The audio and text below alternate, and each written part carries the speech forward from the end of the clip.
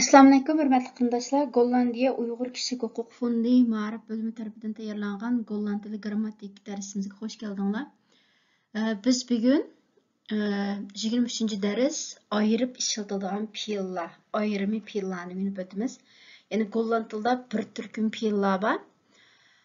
Bu fe'llarning ishlatilish usuli jumlada sal o'zgacharoq.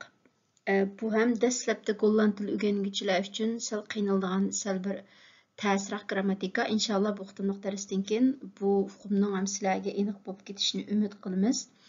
Ya'ni sxayd bar va rekord, ya'ni sxaydin ayrilish degan ma'noda sxayd bar ayrig'ili bo'ldigan, sxayd bar va rekord, ya'ni ayrig'ili bo'ldigan, ayrib ishlatiladigan fe'llar. Ya'ni bu fe'llar odatda ikki bo'lakdan tuzilgan bo'ldi. Şun bunda fe'llarni yana birikma fe'l deb ataymiz.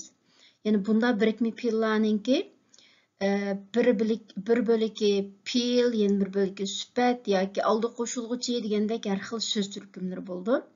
Lekin bizning bugun o'rganganimiz asosliq oldi qo'shilg'uchi bilan fe'lning bir kishidan tuzilgan birikme fe'llar. Yani Golland tilidagi mush oldi qo'shilg'uchi bilan fe'lning bir kishidan tuzilgan fe'llarni cümlede ba'zida ayırıp ishlatamiz. Yani oldi qo'shilg'uchi degan vaqtda buning ham ayrim grammatikasini so'zlaymiz inshaalloh. Yani Golland tilidagi op, out, on, in degandek mushta bir turkum so'zlar bor. Biz bularni oldi qo'shilg'uchi deb ataymiz. Forzatsiyon. Yani bugun masxayt bar va rekord mushu forzatsiyon bilan, yani oldi qo'shilg'uchi bilan fe'lninki bir kishidan tuzilgan fe'llar. Yani op belen. Op belen degan shu telefon urush degan ma'noda, ankommen kelish degandek. Yani ma jadvalda texim yaxshi ko'ra olasizlar. Masalan, men neymen degan fe'ldan tuzilgan, oldi qo'shilg'uchi kelib tuzilgan bir muncha fe'llar bor. Anneymen, terugnemen, innemen, uitnemen, vernemen, opnemen, benemen, doornemen, overnemen, afnemen degandek. Mush so'zlar ham Golland tilida mushu sal qiynaladigan so'zlarchu. Biz inshaalloh yani mush haftadan boshlab mush jihatdagi qiyinchilikni hal qilish uchun Golland tilidagi maxsus mushundaq oldi qo'shilg'uchi bilan fe'lning bir kishidan tuzilgan bir turkum so'zlarning ma'nosini sizlarga bildirish maqsadida ayrim bir so'zlik darslarni ham tayyorlayapmiz. İnşallah bir qancha kun ichida YouTube'ga yo'llanadi. Endi kelaylik bugungi darsimizga, yani ayırıp ishlatıladigan fe'llarninki jumlada bir qancha alohidaligi bor. Shu alohidaligiga diqqat qilib ishlatmasak, u chog'da grammatik jihatdan xato holat ishlatgan bo'lib qolamiz. Çünkü biz bugün bu dersimiz asosliq mushu alohidliklarni to'xtalib o'tamiz. Birinchisi, bu turdagi fe'llar jumlada hozirgi zaman ve o'tgan zaman shaklida kelganda ayirib ishlatiladi. Yani tegen worden tijd, verleden tijd. Bularni biz burun o'rganib bo'lgango. Yani qanda ayirib ishlatildi degan vaqtida shu ayirib ishlatilgan fe'l boya dedik, u bir fe'l bilan, yani oldi qo'shilg'uchi bilan fe'lning birikmasidan tuzilgan bo'ldi-chu. Mesela ma yedise kögendek indun, outdun, omdun, opdun, aftun, fordun, meydun, in, out, Muşlar mesela oldi qo'shilg'uchi. Endi ayırıp ishiltildi degan vaqtda oldidan jumlaninki fe'l qismi boshda keladi, egining keyindan Andın oldi qo'shilg'uchi qismi jumlaning eng oxirida keladi. Yani hozirgi zaman ve o'tgan zamonda. Masalan, indun degan bir narsani taqash degan ma'noda. Masalan, ikdu mein Linsen in. Yani men iliq linzaliq ko'zoynagimni taqdim, ko'zimning ichiga soldim, taqdim. Outdun silvetish, hey dut zijn schoenen uit. Yani o ayağını silvetti. Omdun taqash, çigish, zij doet in hoofddoek om. Yani o bir yağlıq çigib aldı. Opdun. Yani bu nem taqash, kiyish degan ma'nosi. De man doet zijn pet op. Yani o adam şapkasini kiydi. Aftun. Afton degan bir narsani ilib etish, masalan, we don't the Kopftelefon auf, ya'ni quloq qisilib oldigan quloqliq telefonni ilib etish deydi, ilib etdik deydi. And fordun degan bir ishni qilib ko'rsatib qo'yish. Masalan, the docent tut the oefeningen for, ya'ni o'qituvchi mashqlarni qilib ko'rsatdi. Meydun qatnashish, duya o'qmay, ya'ni sizmi qatnashishni xohlamsiz, qatilishni xohlamsiz degandekchi. Ya'ni ma jumlalarda ya'ni ayirib kelyotidi. Ya'ni shu Scheidbare rekordiningki peel qismi jumlaning egasidan keyindan keldi, andan forzetsion oldi qo'shilg'ich qismi jumlaning oxirida keldi. Endi bu yerda yana o'tgan zaman shakliga bir qancha misol. Masalan, hey bo'ldi may van ochtend 7 uur al op, ya'ni op bilan degan peel telefon urish degan ma'nosi, ya'ni u bugun degan menga soat 7 bilan telefon uribdi debchi. Ya'ni ma jumlada shu o'tgan zaman shaklda keladigan qismi faqat peel qismi, u forzetsion o'zgarmaydi. Ya'ni op bilan belenning qo'shilgan tuzilgan, belenning o'tgan zaman qismi bo'ldi, shunga hay bo'ldi. Ik ruimde, miyad bir tal deychib qopti, hozir es qildim. Ya'ni ik ruimde mijn bureau op voor ik ging koffie drinken. Ya'ni men qahva ichishdan burun ustilimni ratladim, opruimen, ratlash, yig'ishtirish. Ya'ni ik ruimde. De man ging voor sluitingstijd bij de bank naar binnen. Yani binnen gaan asli shakli.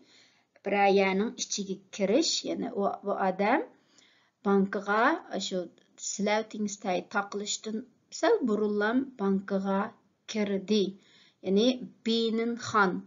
Bu Scheidbare rekordiningki peel qismi xan, shun faqat masalda xanning o'tgan zaman shakli ging kelyotidi. Yani qisqasi birinchi qoida mush Scheidbare rekord ishlatgan vaqtimizda hozirgi zamonda o'tgan zaman shaklda mushda ayirib ishlatamiz. Agar bu jumlani masalan biz hey, op bo'ldi yoki ikkisini birga ayirmay birga ishlatib qolsak, grammatik hukm jihatdan to'g'ri bo'lmaydi. Endi ikkinchi qoida, bu turdagi fe'llar jumlada putgan zaman shaklida kelganda, ya'ni voltooide tijd ayirib ishlatilmaydi. Lekin putgan zaman shakli sal alaydiroq, ya'ni biz burun mush fe'llarning putgan zaman shaklini o'rgangan vaqtda o'rgangandik. Putgan zaman shakliga oldidan x, ondan fe'l, uning keyindan t yoki d qo'shildi.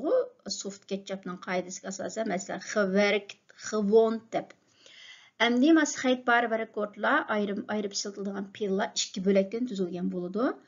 Shu x degan so'z shu forzetsion bilan fe'lningki o'ttirg'i keladi. Qoida, ya'ni forzetsion bilan, ya'ni voltooide deyiladi. Shu fe'lningki putgan zaman qismi keldi. Masalan, op bilan deganning telefon urish, uning putgan zaman shakli opgebeeld. Opruimen, yig'ishtirish, lekin uning putgan zaman shakli opgeruimd, ya'ni x opruimd emas yoki x opbeeld emas, ya'ni mush x degani shu forzetsion bilan fe'lningki o'ttirisiga keladi. Masalan, bir qancha misollar. Hij heeft mij vanochtend 7 uur al opgebeld. Yani o bugün etigen man saat 7'de al burun telefon uruptu. Ik heb mijn bureau opgeruimd voor ik ging koffie drinken. Yani men kahve içtim burun üstülümni yığıştırıp ettim. Wij hebben de ramen schoongemaakt.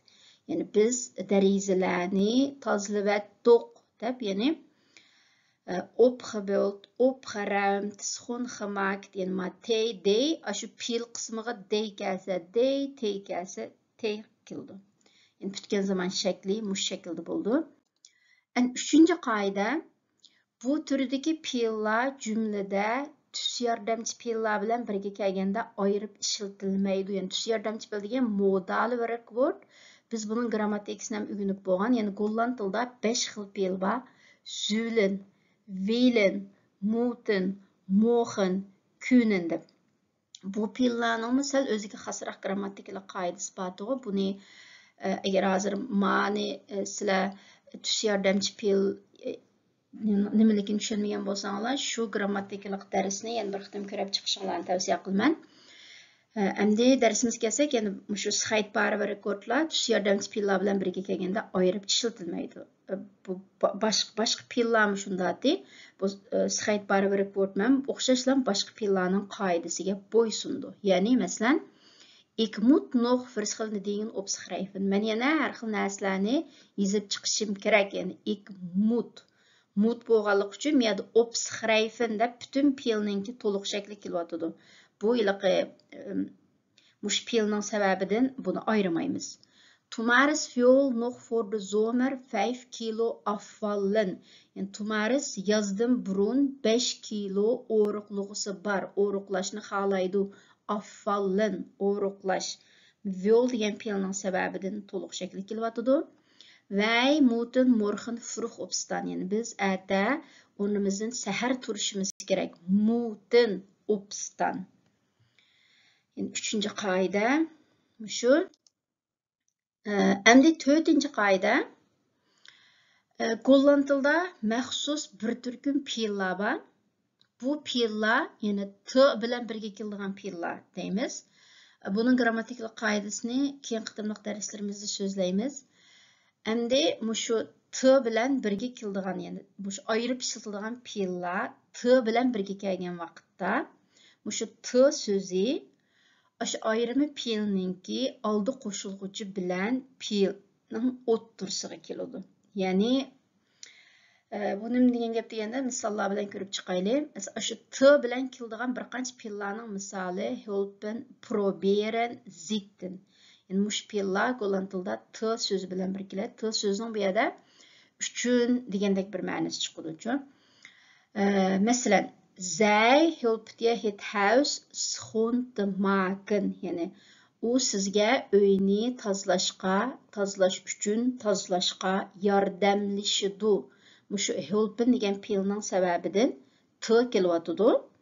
Yani bu t kelgan vaqtda bu t shu sxayt bari bir rekordninki ayirib ishlatilgan fe'lninki oldi qo'shilg'uch bilan fe'lning o'ttirisiga keladi. Schoon te maken. Allen probeert de problem op te lossen.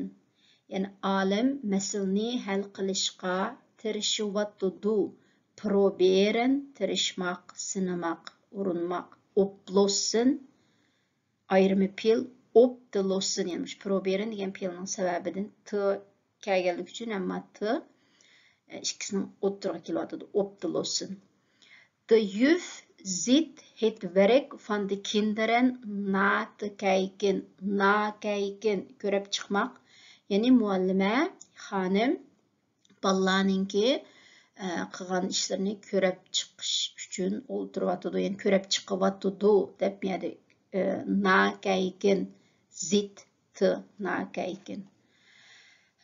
Shunga bu qoida t'ninki t bilan birga keladigan fe'llarni yani ayrim inshaalloh grammatika so'zlaymiz. U chog'da tixinbek tushunish bo'lib ketgisi, lekin hozircha sxayt bari bir rekord t bilan birga kelgan vaqtda t so'zi ayirib ishlatilgan fe'lning oldi qo'shilg'ich bilan fe'l qismining o'ttirg'i kelganini bilib olsanglar bo'ldi. Endi 4-chi qoida. Ayirib ishlatkili bo'ladigan fe'llar ilqsel adamni qaymoqtiradigan muhim bir qoida. Biz buni ayirib ishlatiladigan jumlada ayirib ishlatildi dedik-ku. Lekin afsus, hammasi ayirib ishlatilmaydi. Ayirib bo'ladigan fe'llar yana jumlada ba'zi yana ayirib ishlatilmaydi. Bunda vaqtda so'zning ma'nosi o'zgaradi. Ya'ni bir fe'lning ayirib ishlatilgandagi ma'nosi bilan ayirib ishlatilmagan chog'dagi ma'nosi bir-biriga o'xshamaydi.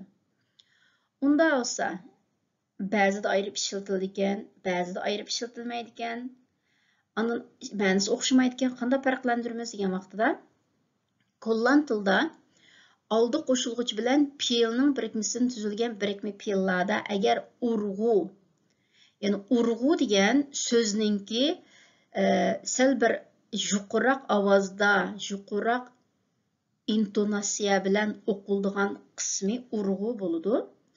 Yani urg'u agar so'zningki birinchi bo'lagiga, ya'ni oldi qo'shilg'ichiga tushsa, bundaq fe'llar ayirib ishlatiladigan fe'llar turiga kiradi. Agar urg'u so'zningki ikkinchi bo'lagiga, ya'ni fe'lga tushsa, bundaq fe'llar ayirib ishlatilmaydi. Bunda ahvolda so'zning ma'nosimi boshqacha bo'ldi. Shunga bu ayirib ishlatiladigan fe'llarni jumlada kelgan vaqtda, boshqalardan anglagan vaqtinglarda shu urg'u nega tushyotidi, shunga asosan farqlantira olamiz. Shunga diqqat qilishinglar kerak ham. Agar biz fe'lninki agar u fe'l ayirib ishlatilmaydigan ayirib ishlatilmagan ahvol ostida u chog'da o'qishimizmi boshqacharoq bo'ladi. Yani talaffuz qilishimizmi boshqacharoq bo'ladi. Yani unda vaqtda urg'u fe'lga tushadi. Bu sal murakkabroq uqum. Shunga buni deyishlik sabab, demak ayirib ishlatiladigan fe'llar ba'zida ayirib ishlatilmaydigan ahvollar bo'ldi ekanchu. Shunga shundoq ayirib ishlatiladigan fe'llarni o'rgangan vaqtinglarda har vaqt bu fe'lning yana ayirib ishlatilmaydigan ahvolimi bormidi? Shunda ahvol bo'lsa ma'nosi nimadi deb shunga diqqat qilib o'rgansanglar bo'ldi. Endi bu ayirib ishlatilmaydigan ahvollar Alloh shukr oz-sonda. Shunga bundan bek ansirab ketmasanglarmi bo'ldi. Ma bir jadvalda mana odatda op, out, off, in, may, to, weg, terug, na. Mushu oldi qo'shilg'ichi bilan kelgan fe'llarning hammasi 100% ahvolda ayirib ishlatiladigan fe'llar. Lekin on, door, for, offer, under degan ma fe'llar bilan kelgan, ma oldi qo'shilg'ichi bilan kelgan fe'llar, masalan, on bilan 97% ahvolda ayirib ishlatildi, faqat 3% ayirib ishlatilmaydi. Door 85%, for 77, 69, offer 39, under faqat 5% ayirib ishlatildi, qolgan 95% ayirib ishlatilmaydi. Andama fer, und, her bilan kelganlar bular ayirib ishlatiladigan fe'llar emas. Shu jadvalni bir ko'rib chiqishinglarni tavsiya qilaman. Yani qisqasi, siz jadvalda ko'rgandek normalda 90% ahvolda bu oldi qo'shilg'ichilar bilan birga kelgan fe'llar 90% ahvolda ayirib ishlatildi. Faqat intayin oz sonda ayirib ishlatilmaydigan qismi bor. Shu ayirib ishlatilmaydigan qismini urg'u orqali farqlantiramiz. Ularning ma'nosi boshqacha bo'ldi. Shundan bilib olsanglar bo'ldi. Masalan, misol door breaking. Door breaking degan ham ayirib ishlatiladigan fe'l, ham ayirib ishlatilmaydigan fe'l. U vaqtda ikkisining ma'nosi o'xshamaydi. Masalan, men birinchi jumladagi door breaking Ma'u hozir ayirib ishlatiladigan holatda, shunga o'qigandimi urg'uni door breaking deb oldilar, door forzat so'l oldi qo'shilg'i qismiga urg'uni tushiramiz. Shu masalan, the dike is door broken. Ya'ni to'sma uzilib ketdi. Ya'ni urg'u degan ashulqa sal uldukroq o'qiydigan qismi demakchi. Miyada hamda to'sma uzilib ketdi, buzilib ketdi degan ma'nosi chiqadi. Ikkinchi ma'nosida ayirib ishlatilmagan ahvol ostida uning ma'nosi buzib tashlash degandek. Masalan, het gezum van de bij doorbrak de stilte. Yani doorbrak deb yani urg'uni brak deb fe'l qismiga tushiramiz. Shu paltining ovozi jimjitlikni buzib tashladi, yani buzib tashlash degandek ma'nosi bor. Ikkinchi misol doorlopen. Yani doorlopenninki birinchi xil ma'nosi kezib chiqmoq, aylanib chiqmoq, mingib chiqmoq degandek ma'noda bu ayirib ishlatiladigan nima kirdi. Bunda ahvol aslida o'qisaqmi doorlopen deb urg'uni sal doorga tushiramiz. Shu olim lopdi hele stad door. Yani olim butun shaharni kezib chiqdi. Anda ikkinchi xil ma'nosi bu ham ayirib ishlatilmaydigan ahvolda kelalaydi. U chaqda biraqur ko'rib chiqmoq degan ma'nosi chiqadi. Masalan, olim doorloopt de hele kursus. Yani doorloopt deb urg'uni fe'l qismiga tushiryapmiz. Shu olim butun kursni bir qur ko'rib chiqdi, biraqur ko'zdan kechirib chiqdi degandek. Shunga endi bu ayirib ishlatilgan fe'llarning eng murakkab qismi, lekin eng asosiy muhim qoida boya jadvalda ko'rdinglargu, odatda 90% ahvolda ayirib ishlatildi. Faqat bir 10% ahvolda faqat bir door, under degan bir qancha oldi qo'shilg'ichlar bilan kelgan fe'llar ba'zi bir ahvollarda ayirib ishlatilmaydigan holatdan bo'ldi. Shunga ilg'or qanday bir mushta fe'l o'rgangan vaqtinglarda, endi bu qitimqi darsdan Sizlar asosliq bilishdek nuqta. Mush ayırıp işletilgan fe'llar hozirgi zaman o'tgan zaman shaklda ayırıp keldiganligi, putgan zaman shaklda x forzat yo'l bilan rekordning o'ttirga keldiganligi, andan t bilan keldigan fe'llar bilan kelgan vaqtda t ash forzat yo'l bilan rekordning o'ttirisiga keldiganligi, andan ba'zi bir ahvollarda ayırıp ishlatilmaydiganligi, ayırıp ishlatilmagan vaqtda o'qilish talaffuz jihatda urg'uninki fe'l qismiga tushadiganligini bilib olsanglar bo'ldi. Andan şuna her qanday bir sıxayt bar bir rekordni işletken vaqtinglarda şunga masalda ayırıp işletilmemdi deb lug'atda odatda birildi buchu.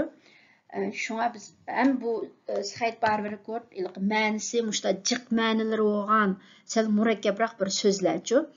Şuna biz bu jihat qiyinchilikni hal qilish uchun maxsus so'zlik darslarini tayyorladik inshaalloh.